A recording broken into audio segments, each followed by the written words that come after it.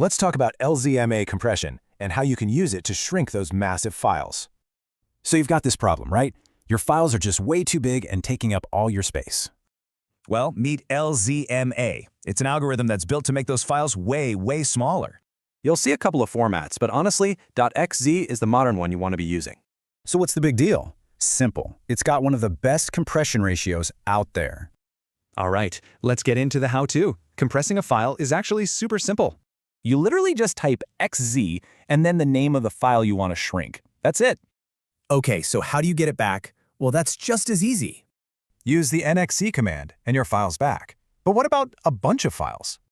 For multiple files, you first use tar to bundle them all up into a single archive. And to get everything back out, just one simple tar command does the whole job. But what if you want to push it even further? You can actually crank up the compression level. Just add the -9 flag. This tells XZ to work its magic and get the absolute smallest size. Now, that can be a bit slow, but don't worry, we can speed that right up. Use the T flag. It puts all your processor cores to work, which makes things way faster. So how does this actually stack up against something classic like, say, gzip? Well, here's the trade-off. See, LZMA gives you that super high compression ratio. Yeah, it might be slower, but you're going to use it when every single byte really counts. And you'll see it all over the place, from Linux software to game assets. So it all comes down to a choice for you. Are you going for the smallest size or the fastest speed?